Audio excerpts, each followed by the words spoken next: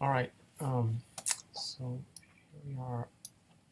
We want to talk about, in addition to the athematic verbs in units 12 and 13, there are a couple of new syntax rules, and there's a discussion of clauses of fearing. Okay, and we learned the verb to fear, which is verbeamai, deponent verb. Okay. And then we're going to also talk about clauses of effort, object clauses of effort, and also a funny thing you can do with the accusative. So fearing clauses. This is a really interesting kind of phenomenon. Originally, you had sentences of this type. I am afraid, okay, may this bad thing not happen to me, okay? And that is, you expressed your fear by expressing a hope that what you feared would not take place, okay? And then what happened is that the fear that you expressed, that you hoped would not happen, became not a separate sentence, but a dependent clause in the original sentence. So what you have in Greek is I am afraid, and instead of saying that this bad thing will happen, what you have is the word for that has become the negative, may. So what's happened is it's a beautiful phenomenon. It's about the change from the lexical meaning, the meaning of the word may.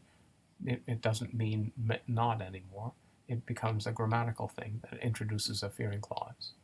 So I am afraid that something will happen is the way you express that is with may meaning that from our point of view in English. It doesn't mean not anymore. Right. So if you want to say you're afraid that something won't happen, you have to have an oo in the fearing clause. Okay? So let's give an example. These clauses work just like purpose clauses, and in Greek, that is, if the verb of fearing is primary, is unaugmented, the verb in the fearing clauses, because you're not talking about something real, right? You're talking about something that you fear that hasn't happened yet, okay? If the verb of fearing is unaugmented, you use a subjunctive in the fearing clause, in the dependent clause introduced by may, the word for not.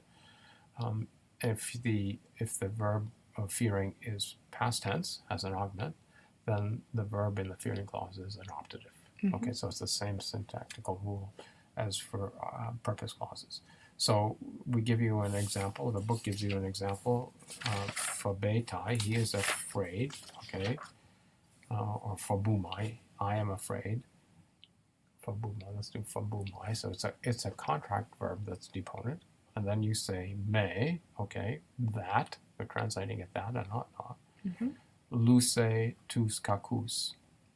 Okay. Indicative. And we have a subjunctive, luse, with an eta and iota subscript, and then tous kakus. I'm afraid, and this means I am afraid that he is releasing the wicked people, the bad people. Okay. If it becomes a past tense, like efabuman, okay, which would be I was afraid, then you change the luse into the optative.